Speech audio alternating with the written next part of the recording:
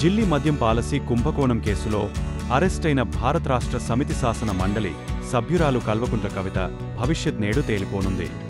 ఆమె దాఖలు చేసుకున్న బెయిల్ పిటిషన్పై దేశ అత్యున్నత న్యాయస్థానం విచారించబోతోంది. దీనితో అందరి కళ్ళు దీనిమీదే నిలిచాయి.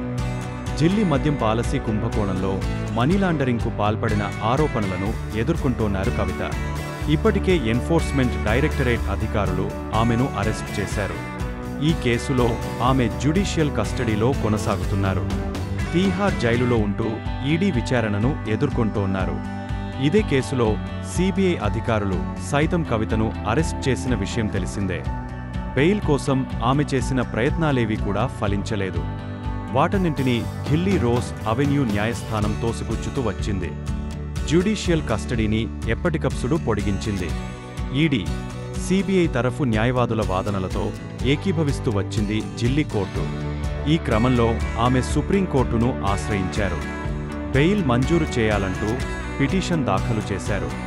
ఈ పిటిషన్లను సుప్రీంకోర్టు విచారణకు స్వీకరించింది. నేడు విచారణ చేపట్టనుంది. ఇదే ఢిల్లీ మద్యం పాలసీ కుంభకోణం. మనీ లాండరింగ్ ఆరోపణలతో అరెస్టైన ఢిల్లీ మాజీ ఉప ముఖ్యమంత్రి మనీష్ సిసోడియాకు బెయిల్ లభించిన విషయం తెలిసిందే. కవిత బెయిల్ పిటిషన్కు వ్యతిరేకంగా ఈడీ, సిబిఐ తరఫు న్యాయవాదులు తమ వాదనలను వేరేగా ఉంటోన్నాయి.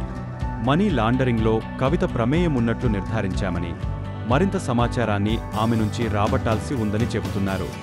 ఇప్పటికే కవితకు చెందిన 100 కోట్ల రూపాయలను అటాచ్ చేసిన విషయాన్ని గుర్తు చేశారు.